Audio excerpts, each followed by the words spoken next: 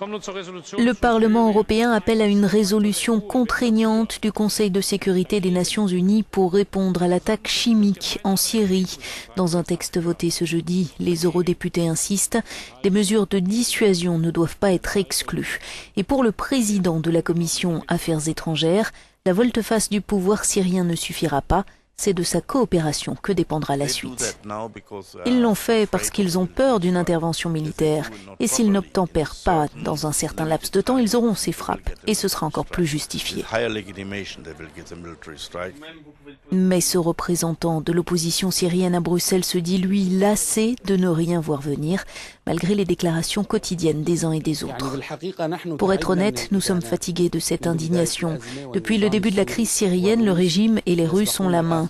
C'est triste de voir maintenant la guerre menée par le régime contre son peuple se transformer en une négociation sur le contrôle d'armes chimiques.